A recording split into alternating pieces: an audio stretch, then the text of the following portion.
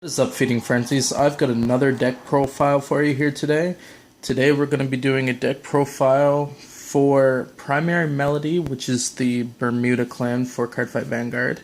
We're doing a standard format deck profile today. Now you'll find immediately that my deck for Bermuda Triangle is significantly different than what pretty much everybody else runs. And even though I run it differently and it's certainly a lot lower budget than a lot of other people's decks, it does still work tremendously, and I will explain why once we go through the deck profile. So starting off here, I'm running Cannon, which, I mean, you can run pretty much anybody you would like to run. There are, I think, 4 starting options for Bermuda Triangle at the moment, but I prefer to run Cannon. Then, to get into the grade 3s here, we are running 4 copies of Colorful Pastel Fina. Now, I absolutely love running this card. The intercept from it, the fact that the intercept stacks, the fact that you can guarantee that all of your on hits go off. I think that it's a tremendous card. It's heavily underrated. People should really be running this. This deck is also running 9 grade 3s. I think a lot of other people who are running the Melody lineup are running maybe like 11 or 12, but I prefer to run at 9. Then I run 3 copies of Colorful Pastel Cannon. This is the bread and butter of the deck right here. When you're going to finish people off, you can usually do it in 2 turns. She's honestly just crazy. Being able to force your opponent to guard with 2 or more every single time they guard is incredible. And if they try to guard with a perfect guard, that means that they have to throw out a total of 3 cards from their hand to be able to guard with that perfect guard. And that's honestly great. This is what you want to use to finish people off. And there are a few cards in this deck that will combo with Cannon, and we will get to those in a little while. And I will be explaining why Cannon is so great and why this deck is so great after that. So, lastly, I run 2 copies of Sonata. Sonata is not ideal in this deck.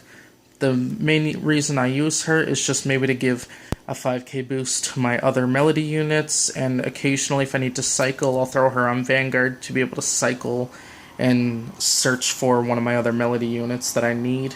Like, mostly using it to search for Fina to throw her on board. Next up is the grade 2 lineup. Lissalette. This card is incredible. Everybody really needs to run 4 of these. There's no argument against it whatsoever. Running 4 of Lissalette is pretty much mandatory. When you place her down, you look at the top card of your deck, you choose whether you place it in rearguard circle or put it in a soul. There are a lot of times where you're going to want to throw something in a soul in this deck, but if you can manage to place this down on turn 1 or place this down on turn 2, especially on Vanguard on turn 2, then you're going to be creating a ridiculous amount of pressure. I can't count how many times as well I've been able to place this down on turn 1, and on turn 1 I've been able to get a grade 3 along with my grade 1 and my grade 2 on turn 1, and the amount of pressure that applies almost guarantees you a win, unless if you're against something like Kagero. But even then, you do stand a chance. Next up, we have 4, I don't really know how to pronounce this card, so we'll just call her Friendly Mermaid Lady. When it attacks, if your opponent called it a total of 2 or more Guardians during this turn, this gets plus 15k until end of battle. This combos extremely well with Cannon. It also combos extremely well in late game in general when people are multi-guarding for big hits, if they're at 4 or 5 damage, maybe even 3 damage. Tremendous card. Don't use it on Vanguard, always save it for rearguard. I run 3 copies of Brume, And the reason that I run 3 of her is pretty much just to throw her on rearguard. And, you know, if I end up putting Fina on my Vanguard circle, proc Fina's effect, be able to draw a card easily. Just more cycling to try to get to what we need. This is also another good card to combo with Fina. If this boosts, whatever this boosts or attacks, if it hits... Oh, my bad. When your Vanguard's attack hits a Vanguard. Okay, I'm bad at reading. But yeah, when your Vanguard's attack hits a Vanguard, you can return this to your hand. So you can pretty much always guarantee this goes back to your hand if you're running Fina. Also, if this is on Vanguard or is on front rearguard circle, it does get plus 2k.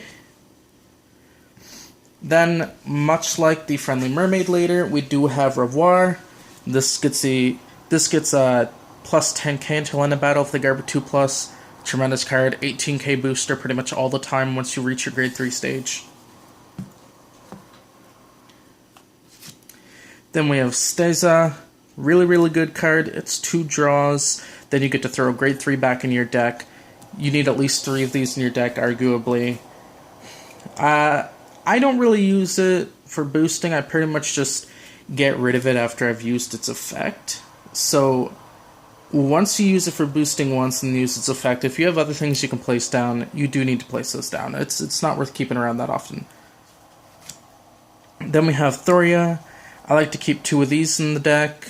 When the attack boost that hits a Vanguard, retire this, look at the top card of your deck, put it on the top or bottom of your deck, and then draw a card. So you put it on top, you pretty much just draw that card. You put it on bottom, you know, you just draw another card. But another thing that works well with Fina. Then for our trigger lineup, we are running 6 criticals. 6 criticals to me is enough pressure, well more than enough pressure. Then we are running 4 heals because you need to heal. Even though sometimes when I know I'm going to be facing off against Brant, I do like to remove 1 heal from the deck so that I remove that RNG factor where I might kill myself with the heal. That's probably the only time it's good to cycle that. Then we run 4 PGs, self-explanatory, you know, perfect guard, draw. And then we run, lastly, 2 more draw triggers. The reason I like to use draw triggers over running 8 criticals is because being able to cycle through your cards, get more guard potential, get more attacking potential is tremendous in this deck, and I do really think that you need it. So, you would pretty much want to have this down, and on your rearguard circles, you would want to have something like that down, and then you would want to have something like that down. Because the attack power of this and this alone, I mean, that becomes 25k, and that becomes an 18k. That's going to be incredible. If you have force markers on that, and if you draw triggers, you're going to be hitting for near unguardable damage, unless if they perfect guard it. Anyway, guys, that's it for my deck profile. If you have any questions, please drop a comment in the comment section. Really appreciate it. If you guys care about what I run for my force markers, we are running just 5 of these. I don't know why I threw him in. He doesn't really fit this whole theme, but oh well. Anyway, guys, hope you enjoyed the deck profile. Thanks for watching. If you did enjoy, I would really appreciate if you subscribed. And if you do subscribe, please don't forget to click the bell button, because YouTube does a terrible job at notifying people. Anyway, guys, later.